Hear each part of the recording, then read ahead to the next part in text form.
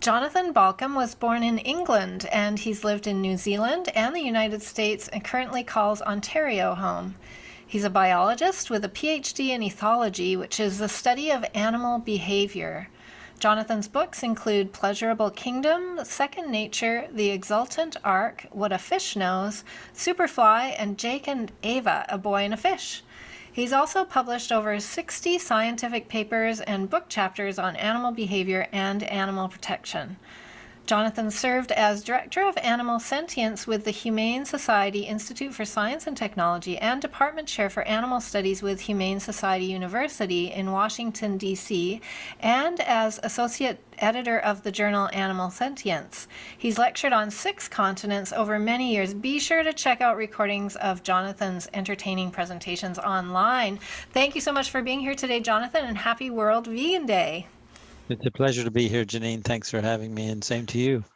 I wonder what World Vegan Day. I'm hoping that there's more and more of us every year. It feels like there might be, hey? I must confess, I didn't actually know it was World Vegan Day, so you've edified me. Thank you.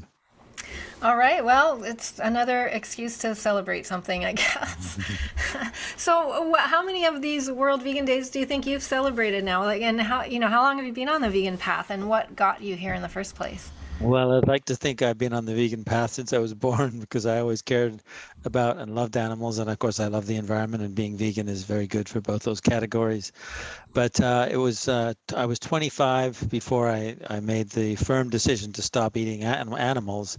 And I was about 30 when I realized that becoming vegan was morally imperative and to be consistent with my own personal sense of ethics. So that would be back in 1989 when I stopped purchasing all animal products as best as I could. Cool. Yeah, I think we're born vegan. I believe that, and then we find our way to it, hopefully again, find our true nature again.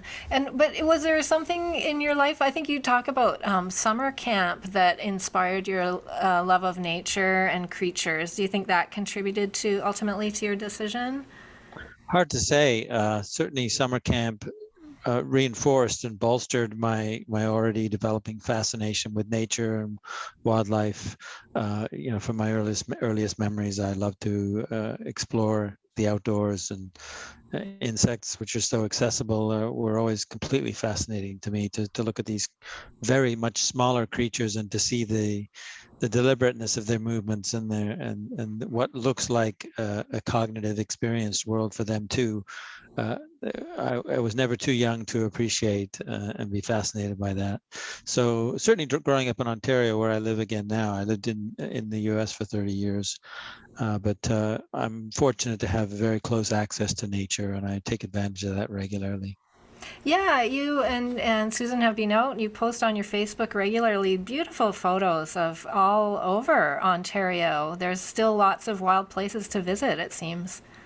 Yeah, Susan's good at the big scenery, the landscape type views, and I tend to focus on the smaller things, the smaller majority, as one author called them, and that's a nice compliment to each other.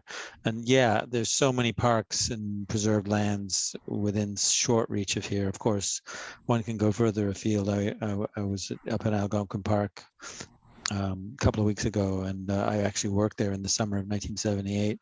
So it was great to finally go back there again. Lots of lakes and wilderness, and although I must say some of the hiking we did around the park, outside the park, was every bit as wild as Algonquin, which seemed to be a little bit busier than the other spots. So sometimes it's you need to avoid the parks to go off the beaten track a bit more.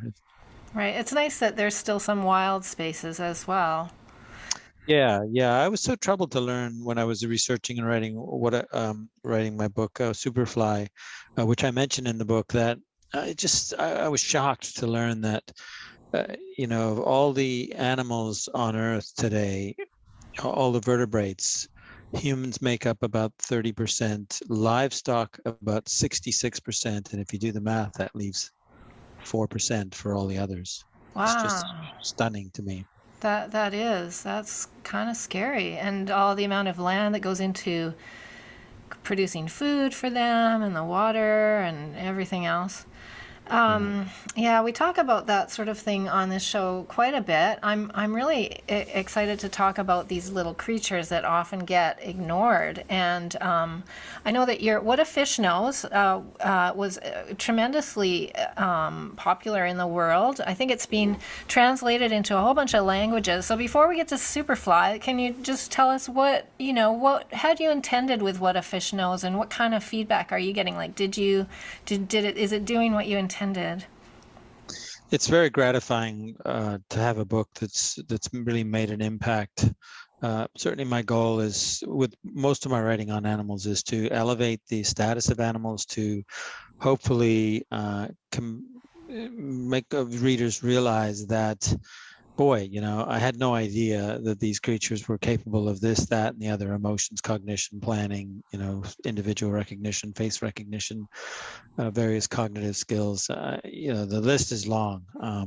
And that book has seemed to hit the zeitgeist. It seemed to come out at the right time. And I still regularly get emails from people who were delighted to read the book, that it was sometimes, in some cases, life-changing for them. And in many cases, people write to say, once I'd finished your book, I knew I would never eat a fish again. As somebody who strongly supports not eating animals is probably the best way to help them in the individual sense. There's no higher compliment to me than to get something like that from a reader. Absolutely. And I guess you're intending hope for similar results with SuperFly, hey? Well, I don't think there's too many of us that happily admit we eat flies, but Well, we yes. squish them, though. I mean, we swat them and we squish them and we just disregard them, but they're fascinating as well, right? Yeah, that was a good juxtaposition, though. I like that. Yeah, indeed. Yeah, sure. Of course, we have a troubled relationship with so many kinds of animals, and certainly flies. Uh, Anyone who thinks they haven't had any experience with flies just needs to be reminded that mosquitoes are flies. They're true flies, and there's very few who haven't had experiences with them. But yeah, such a fascinating group of animals, incredibly successful, opportunistic. They come in so many shapes and sizes with so many life strategies that it was a real joy to research and write a book about flies. And what is the kind of evolutionary story of flies and other insects? How far back do they go? Can we trace them? Gosh, I'm trying to remember if I wrote about what they thought origins of flies are. I know that insects were the first. I'm pretty sure I read that the insects were the first animals on land, or macro animals. Maybe there were bacteria before that, but the first animals you could see, and they go back a long way. Their roots are deep. Obviously, well, I shouldn't say obviously, but we have a common ancestor with them if you go far back enough. But I think it's many, many hundreds of millions of years when that happened. And of course, after that branching off, insects went in their own directions, and they've diversified and become far and away the most successful group of animals on the planet. 80% of all animals on the planet are insects. So Right. So when we talk about this, 60% of animals are like food animals. I guess we're not even that's including vertebrates. our Vertebrates, yeah. vertebrates. Oh, Not okay. counting, yeah. If you count Okay. the So insects, the numbers change. so the insects are very prolific and multitudinous, like lots and lots of insects, right? Indeed, absolutely. Although we're having a big negative effect on them as well. I mean, I'm sure there are quite a few flies, biting flies especially, who would be quite disappointed if humans were not suddenly not on the planet. But most insects are harmed by us, and most do not benefit by us. It's estimated that we've lost perhaps half of all the insect biomass in the last 50 years, And which there's is a probably similar pattern to fishes. oh wow, and there's probably lots of species that we don't even necessarily know about, I'm guessing. Indeed.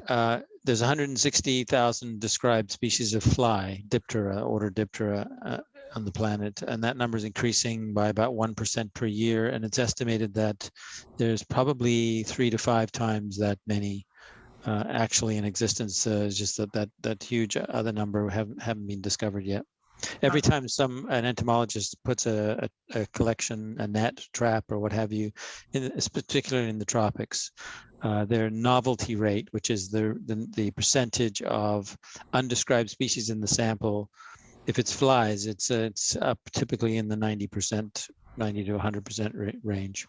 Wow. And so why should we care? Like I mean, flies like us, and mosquitoes certainly like us, I guess, because we produce stuff that they can decompose. I think there's a whole conversation there as well. But you know, why should we care about these creatures? They're just kind of pests, aren't they? They sure can be pesty, some of them, although most of them we never see and they never bother us. They never cross our paths. But to put it bluntly, if we didn't have flies, we wouldn't be having this conversation. We wouldn't be here, despite the annoyances that some species may cause us. And indeed, some biting mosquitoes are very serious transmitters of deadly diseases that kill millions of humans. But on the other side of the coin, flies are incredibly critical, and insects in general, to ecosystems. They drive food webs. They're crucial pollinators. Flies actually rank second only to the bees and wasps, the Hymenoptera, for pollinating plants, including, of course, most of the crops that we rely on for food. And they are also vital elements of food webs, both as consumers themselves and parasites, but also being consumed as food sources. They provide a critical bridge between the microorganisms that are not really bioavailable for birds, mammals to eat. But the insects consume them and then make them available through their own bodies as biomass and food for higher up in the food webs. So those are just a few of the many ways that they play a critical role on in planetary ecosystems. Cool. And when you say the word fly, like I imagine a housefly in my head. That's what I see. But I think there's so many different ones, and there's some that are quite beautiful too, right? Yeah, with diversity like 160,000 species, you're going to find some pretty amazing types. Yeah, we have the ordinary housefly, and I say ordinary, I mean just to stop and look at a housefly up close, it's a pretty remarkable piece of biological engineering. And they're close relatives, the blowflies. These are the ones that have the blue bottles, the green bottles.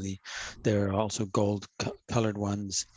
So they're really, if you can put aside their life history where they are attracted to dead, rotting bodies and poop and stuff like that, you know, we have negative associations for them for that. But of course, that also is another benefit, is that they clean up messes, and the world would be a lot more filthy and pestilential without them. But I mean, you know, I wrote down a few examples.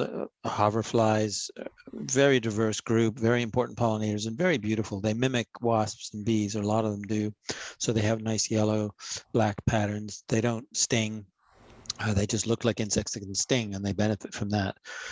Phantom midges, crane flies, bee flies, fungus gnats, hobgoblin flies, Quasimodo flies that are named for having a hunchback. I have a book in my study, which is a pictorial book of the biology and diversity of Diptera, of the fly group, and it's just it's a sumptuous extravaganza of shapes and colors and sizes. The smallest fly, you can fit dozens on a pinhead, like about as big as a flake of pepper, and the biggest fly is you know, long as your finger, longer than your finger. Wow. So, or just about as long.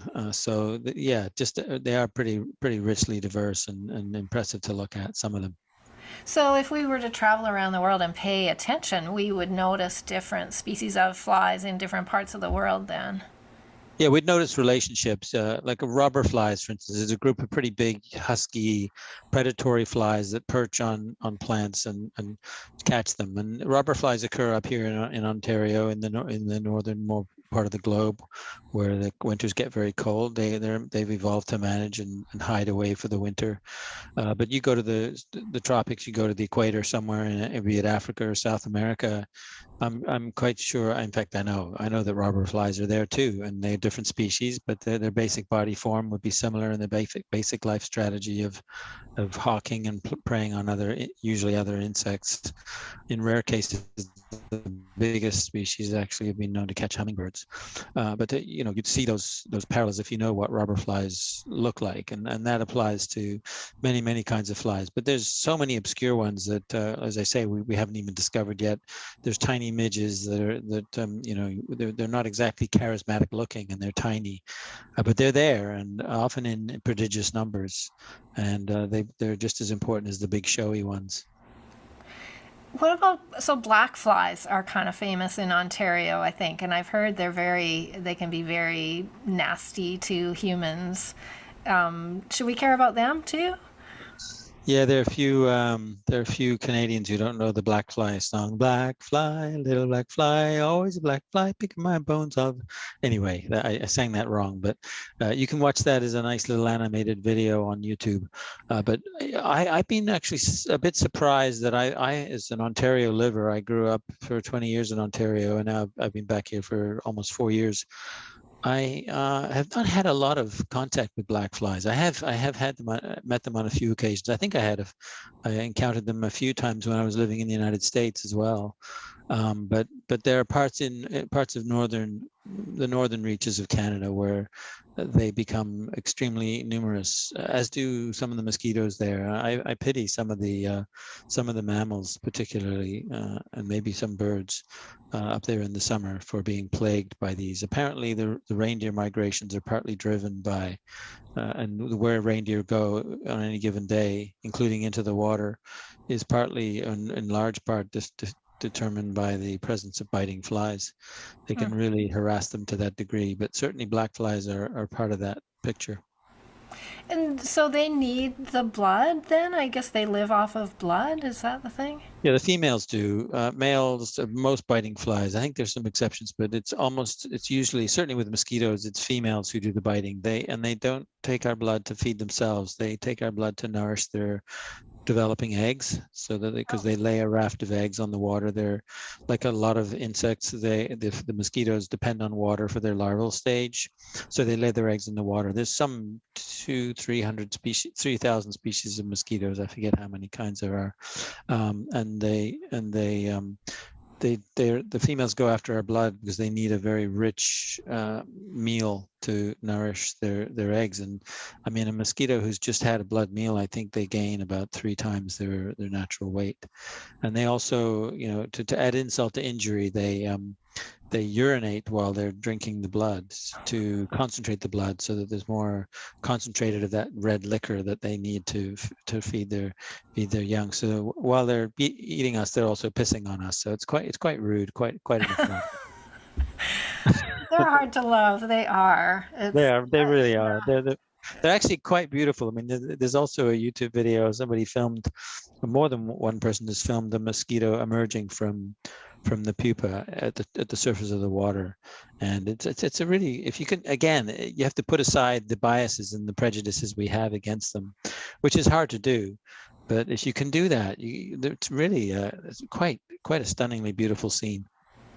Okay, and they do pollinate, so we can try to Correct. appreciate Correct. that then. Particularly the males. I mean, the males also do have appetites, and they go for nectar on flowers, and that means they end up on flowers. And that lovely old evolutionary relationship, the plant has evolved to offer nectar, a food reward in exchange for a pollen transfer service. And mosquitoes up close are quite hairy little things, a lot of them, and so there's a lot of ways that those little pollen grains can get attached to them and then get passed on to the next flower they visit. So it's a lovely, very successful symbiosis. If we didn't have pollinators, we wouldn't have flowers or food. Yeah. It's as simple as that, really. I mean, there are certainly insects are not the only pollinators. Birds, bats, and some other mammals play an important role, but far and away, numerically, insects are the most numerous and important. And yeah, a flower is a vehicle for getting to the next stage, which is fruit, and the fruit is the part that usually that we eat. And when I say fruit, I mean in the broadest sense. It may be a fruit, it may be a nut, it may be a vegetable.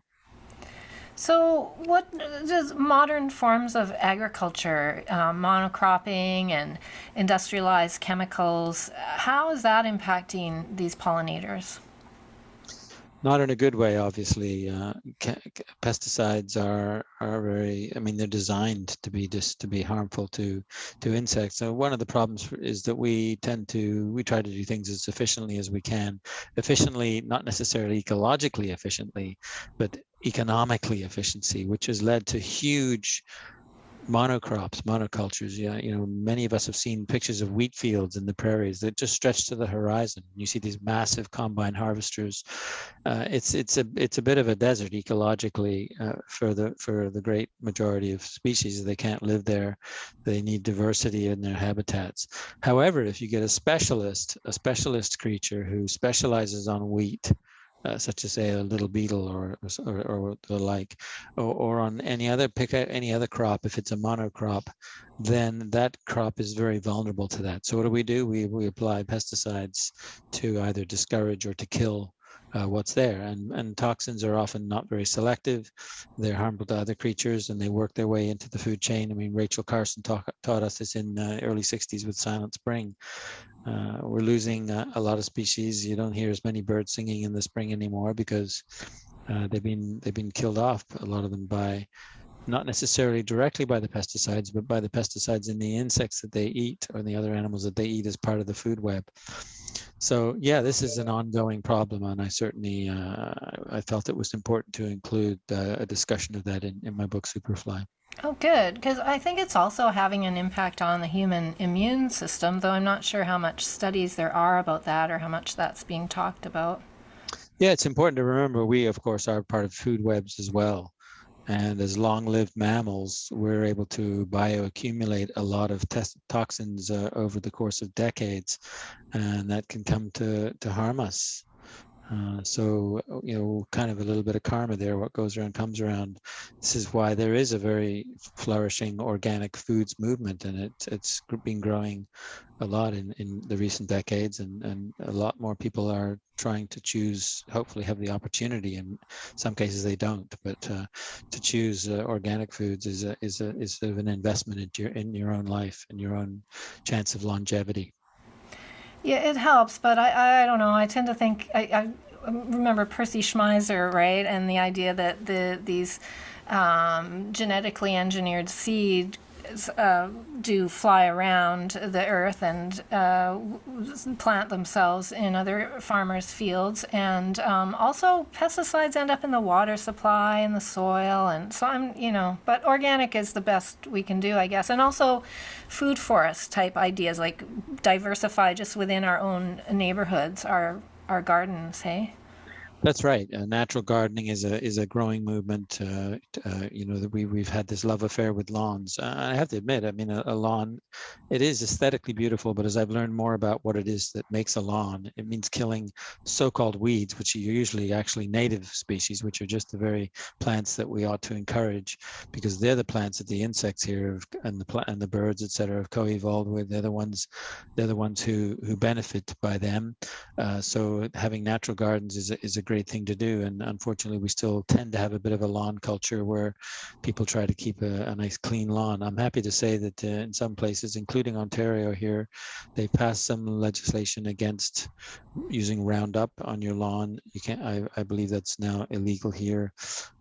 It's been recognized that this stuff is just really bad news in the long term. It accumulates and it affects everyone, including us. So, but it's an ongoing struggle to change those policies. I have a situation in my own building here where they have a sort of an automatic once a year pesticide application, and I've tried to stop it, and I've had limited success. Wow. You'd think if anybody could stop it, it would be you. I know. I Yeah. wish. I wish. Wow. Yeah. It's interesting that we're sort of brought up with uh this fear of these tiny little amazing creatures, and even now, what was it? I had put something out on my balcony, a T-shirt, I think, and in the summer, and uh, I brought it when I brought it in. All of a sudden, there was one of those. I don't, what are they called? Those hot summer bugs. They look very dinosaurish. I forget what they're called. They're totally innocent, but Are it they big and shocked me. chunky? Are they big and chunky? The Yeah, kind of. cicadas? Slow. Yeah, that's it. Yeah, the cicadas. Yeah, and it shocked me, and I screamed, and the poor little thing. I thought, oh, I immediately like apologized. I'm sorry, I yelled so loudly at you. But Well, they make enough noise that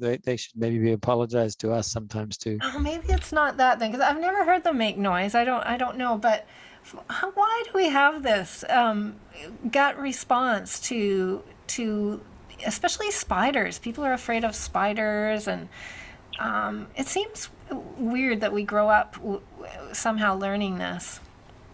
Yeah, and I think that's the key. I think a lot of it is what we learn, what we're taught. I think there is some science on this that if kids, if their model, let's say the grown-ups or the model, and the grown-ups model a fearful response, the kid learns that. And worse, if the grown-up, models the squashing response or that sort of thing, then the kids tend to pick up on that. I mean, it's not to say that we're just complete mimics of our parents and we can break out of that if necessary. I was fortunate. I grew up with parents who absolutely adore animals and would set a great example. I like to think that I would have ended up where I am anyway, but I don't know. You don't have that perfect control group in your life.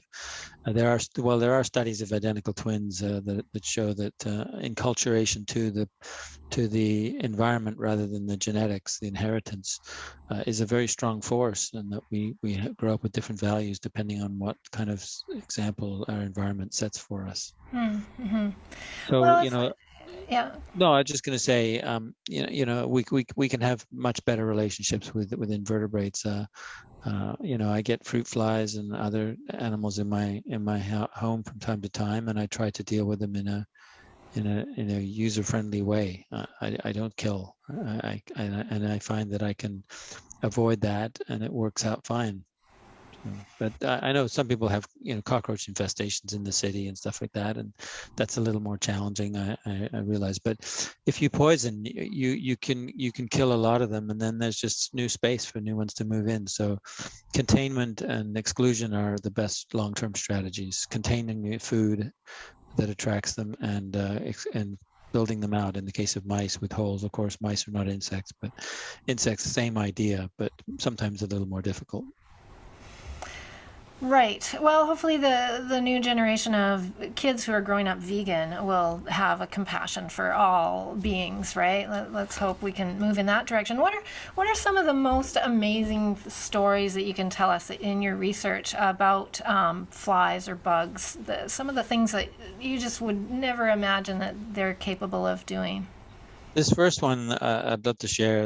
It doesn't really ingratiate flies to people because it involves parasitism on humans. But nevertheless, I think if you could just, again, put the biases aside and just look at the pure adaptational elegance, it's pretty remarkable. And I'm referring to bot flies, which are one of these species that actually doesn't go after our blood per se. It actually goes after our flesh. I mean, they literally, the parent fly, uh, that's the key. That's the coolest part of it, is how does the parent fly get their little maggot, their little larvae into our body. And the bot fly, which is a large bumbling fly with no mouth parts, they don't eat at all as adults.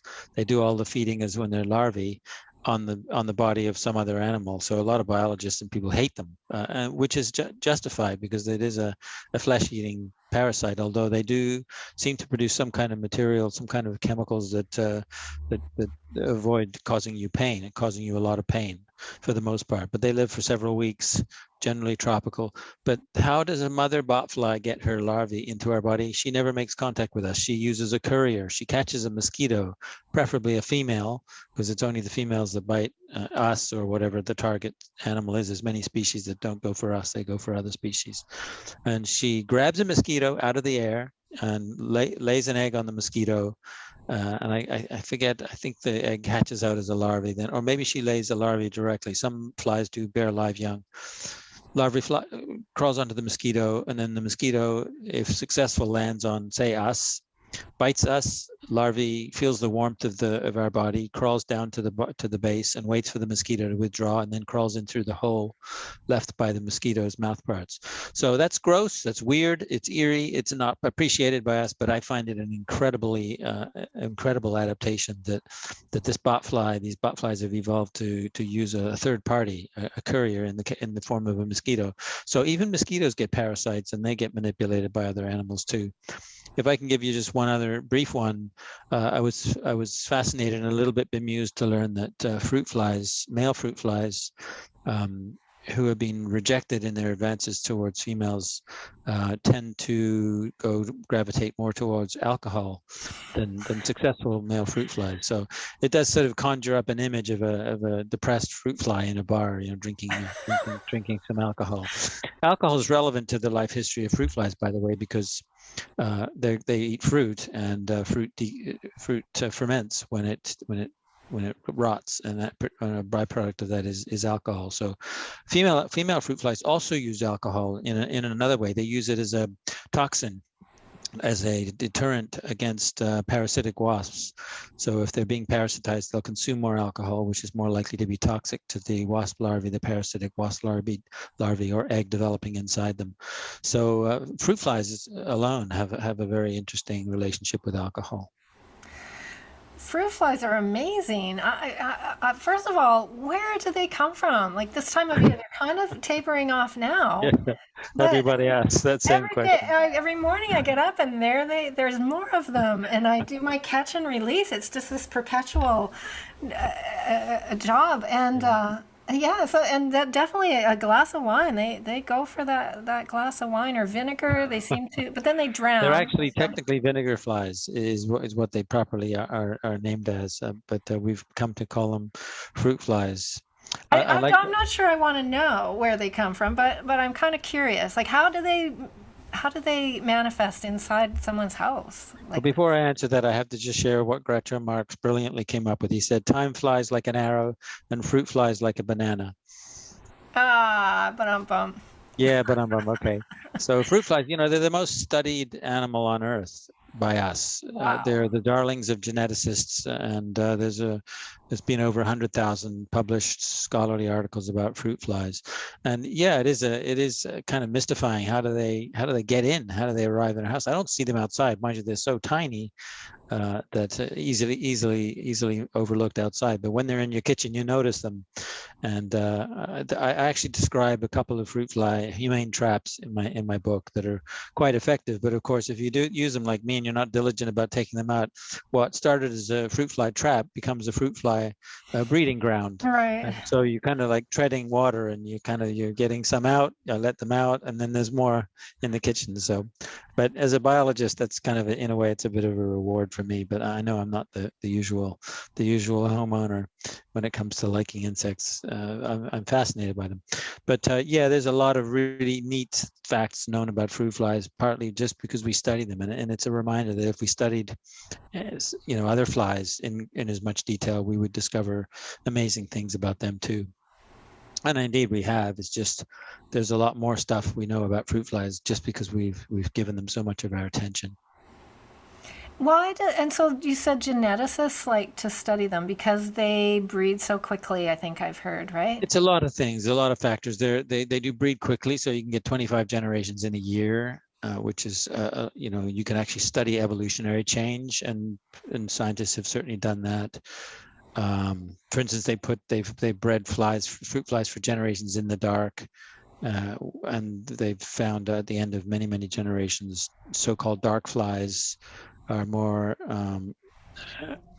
able to mate with non-dark flies than light flies. That was poorly explained, but what was I going to say about fruit flies? I don't know if there was something. What kind of scientific? Oh yes, right. Thank you. Thanks for reminding me. Short-term memory loss here. Maybe it's because of mosquitoes. I don't know. Yeah, they're very convenient. They're easily kept in captivity. You can feed them and keep them happy in a little vial. I say happy. I don't know if they are happy in a vial. They might not be, but they seem to. They're happy enough that they breed prolifically and the larvae, are quite happy to eat whatever medium you put in it, especially if it has some fruit in it as part of the medium. So they're very convenient, and just the fact that we've studied them so much makes them more attractive to geneticists, because we already know a lot and you can build on that. One of the paradoxes of science is that the more you learn, the more questions you ask. So as you become more knowledgeable, you become more ignorant in a way. So there's always new questions to ask, and if you discover something new about a creature, then it's like, oh, well, why that, and how did that come about? And so there's a bunch of new questions. And we've described the genome decades ago now. I think we've known the genome of the fruit fly, which I think I can't remember if it's a lot shorter than ours. Certainly the size of a species genome is not proportional to its size and complexity. Although, for that matter, on that note, a fruit fly is every bit as complex biologically in terms of its structure and anatomically as is a human. There's a nice quote: "There are as many organs in a fly as in a leviathan." Nature is incredibly good at miniaturizing tiny creatures. And I marvel at fruit flies. I had the opportunity to look at them under a dissecting microscope when I was researching the book in a lab in Georgia, and just to look at the detail, the symmetry, the markings, the structure, they were just like little beautiful jewels of life. They really were. They really are.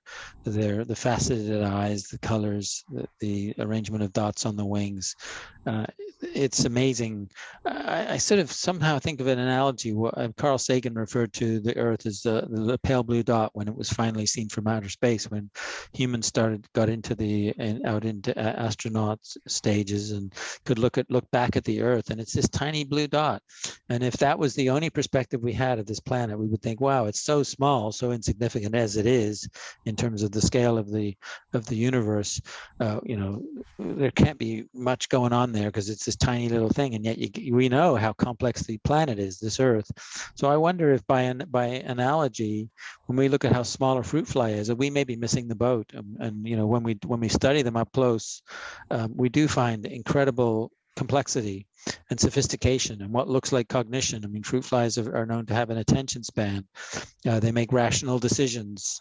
And we already know, as I mentioned earlier, they manipulate alcohol for their own benefits.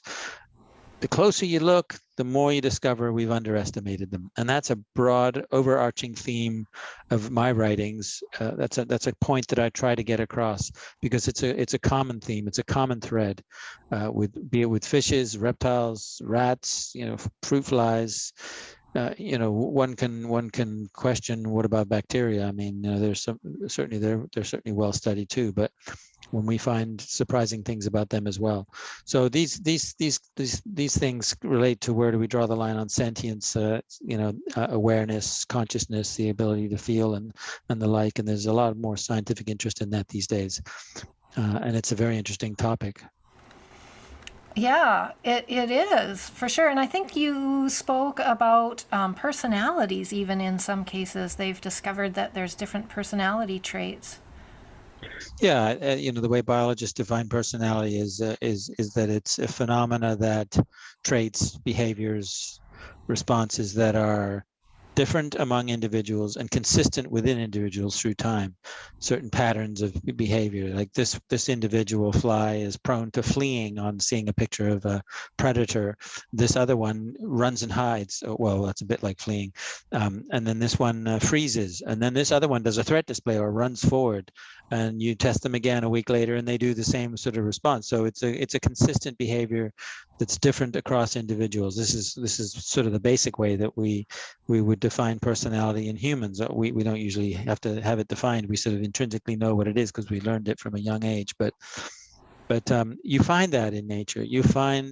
Evolution by natural selection works on diversity. It works on variability across individuals. Otherwise, there's nothing to select from. So difference, that diversity and the range of differences, be it personality or some other aspect, is widespread throughout nature. Can we talk about bees? I was just listening to an interview this morning where you were talking about something that you described as something that most people know about this bee dance. And I had never heard that before, so I'm assuming there's other people who don't know about bees. What did you call it? The waggle dance? Yeah, the Waggle dance. That's right. It was first described by Karl von Frisch, who won an Austrian biologist of the 20th century, shared the Nobel Prize in medicine in 1972, I think it was, for the development of the field of ethology, my field of animal behavior. And he first described the Waggle dance of bees. I guess he set up a beehive that he could observe it behind glass. And he found that these bees, worker bees, would come back from flying in the field, and they would do this rapidly vibrating their body and turning their angle and doing a circle and back and forth. Actually, they keep the angle the same because that's relevant to the angle of the sun outside the hive. That's one of the key bits of information they give in the Waggle dance. It conveys the quality of the food source, the direction, and the distance. And it's been studied a lot since, and it's a beautiful example of symbolic language, and it's done in the dark. Of course, these hives are generally dark, so it's not a visual thing. It's primarily, I guess, it's vibration and sounds and touch, and I think there may be a role of olfaction as well, of chemical communication in some cases, and it's been very, very well studied, and it's pretty sophisticated. For just one example of the sophistication, if the food source is far away, 10 minutes may elapse between when this worker bee finds this lovely field with these great flowers that I got to tell my colony mates about. Let's fly back to the hive, and I'll let them know with my dance. I'm animating the bee a bit there, but I think analogously that may be what's going on. I think an insect can feel excited. I think a honeybee can feel excited. In any event, the honeybee goes back, and of course, over 10 minutes, the angle of the sun changes a little bit, a few degrees, because the sun's migrating across the sky as the Earth rotates, right? And the bees account for that. The angle of the dance, which is relative to north, I believe, is changed during the dance to accommodate the migration of the sun across the sky. So that's just one nuance of this thing that is a wow. Yeah, it's there's also an American biologist did an experiment where they took bees out into the middle of a lake and fed them on sugar water, the equivalent of nectar, and then let the bees fly back to their colony, and the bees would do their dance to indicate where this food is. They were ignored by the fellow worker bees. Flowers do not grow in the middle of lakes, and I guess the bees knew that these directions are leading to the middle of a lake, the experienced bees, and so those dances were primarily ignored, and the scientists did other locations getting closer and closer to shore, and they were ignored until the bees were actually fed on sugar water on the shore, and then the workers started responding and coming back to them. So that's another example of a study that I've heard that was quite compelling and intriguing. Just makes you wonder what else is going on that we don't know about, right? Yeah, sure. Absolutely. Sure. Why don't vegans eat honey or beeswax? I think probably there could be ethical ways of eating honey. If we shared it with the bees and took a little bit and gave them extra food in return. But in commercial beekeeping and honey development, honey extraction, that's not typically the way it's done, and it's kind of an exploitative thing, and a lot of the practices in commercial beekeeping are disturbing and not necessarily bee friendly, and I think that's the reason that vegans generally choose not to eat honey. I don't know how many vegans share this view, but in my view, what makes something vegan or not is whether it's nonviolent or not, and whether it's harmful to the animal. So a chicken, for instance, and this is getting away from bees, but it's analogous. A chicken who's very happy on a rescue chicken in a sanctuary situation, running around having a chicken life. I think eating that egg would not be unethical. It doesn't mean we should eat the egg. I mean, that's kind of a cultural thing we've been doing for a long time. But I think it's important that we think critically about why is it a problem to eat an egg or to eat honey, and I think what the relevant point is how the quality of life and how it affects the animal. maybe chickens don't like having their eggs taken away. But I've worked as a volunteer on an animal sanctuary where the chickens are very so well cared for, and the eggs are put out in the woods for other animals, and that's fine. That's one way of doing it. Anyway, a little bit of a digression there, but I think we all need to think critically about what is it that makes something animal friendly or not. What is it that makes it a vegan decision or not? And when there's a commercial trade of their products, I think that plays a role as well in our decision making sometimes. Yeah, it usually creates problems. When it's for profit and money, then that's when problems often creep in. Yeah, there seems to just be a lack of ethical consideration around almost everything in our world these days. One thing I've heard about chickens, I was talking to Hope Bohannic about, backyard chickens. What's the problem there if you have a rescued hen and you're just eating her eggs? But what her point was is that all chickens are hatched in hatcheries.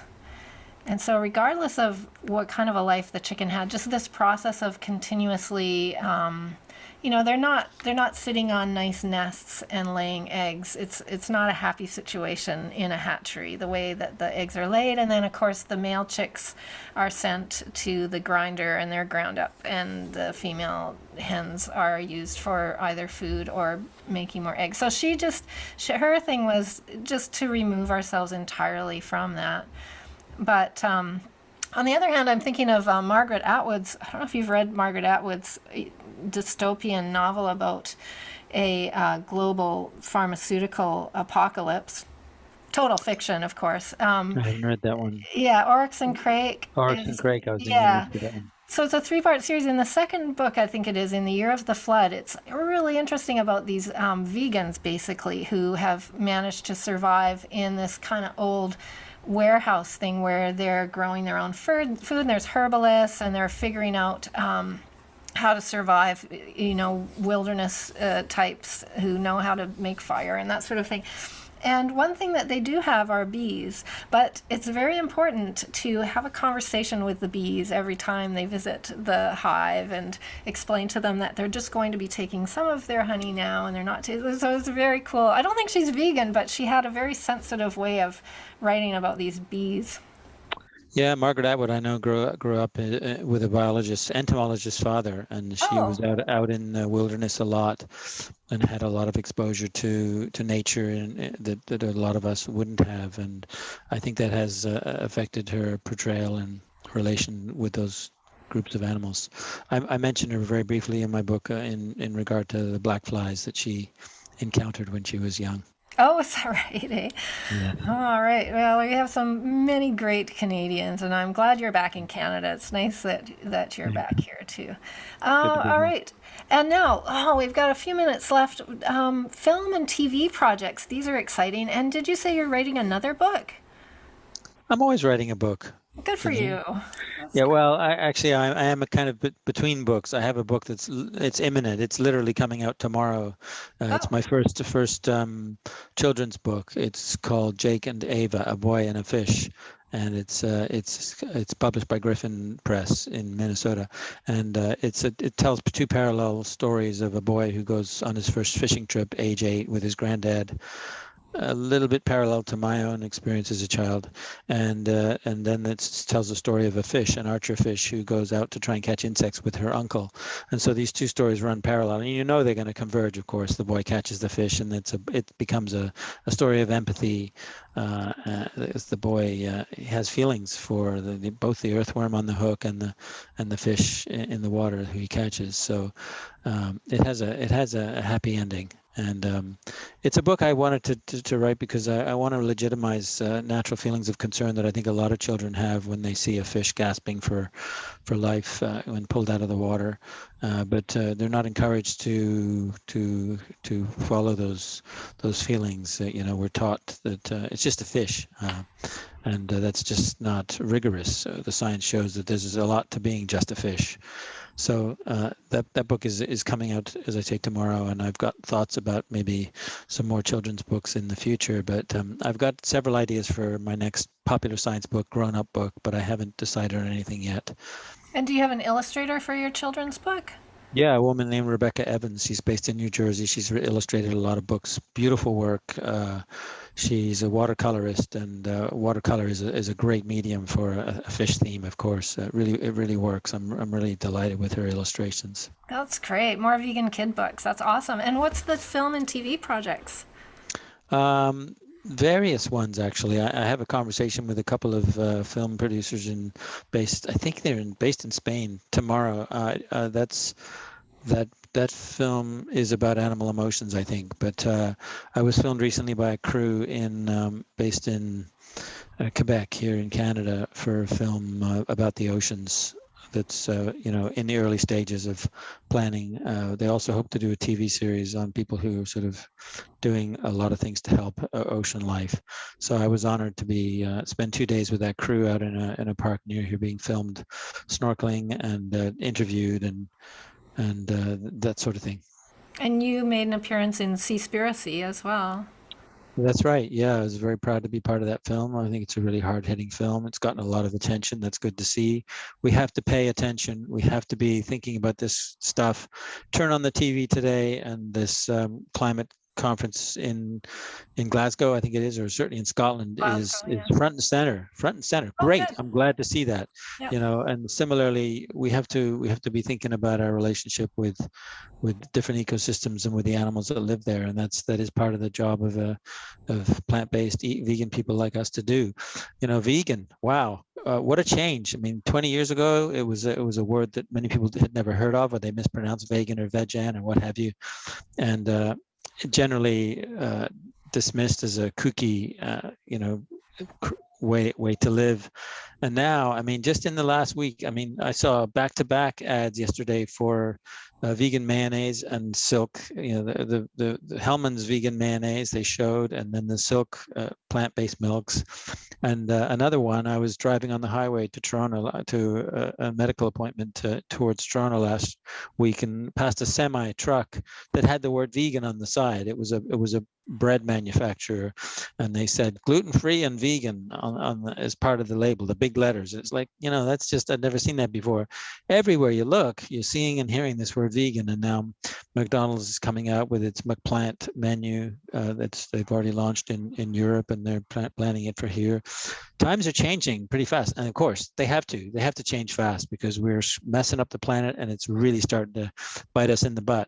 Witness climate change, pandemics, uh, you know, global warming, coral bleaching, and the list is very long, of course. And we're dependent on this planet too. We're not apart from nature. We are a part of nature. And so you soil your own bed, you have to sleep in it. We can't get along that way for long. We need a healthy planet. And healthy bodies as well, right? Totally, totally, Yeah. yeah. Yeah. All right. Is there anything else, Jonathan, that you want to say as we go? Oh, I think I pontificated enough for 1 hour. All So, right. All right. Well, it's really great to catch up with you, and watch your Facebook for more great insight into where we can visit in Ontario for wild experiences. great. Nice to talk with you, Janine. All right. Thank you so much. Bye for now. Bye. Okay. I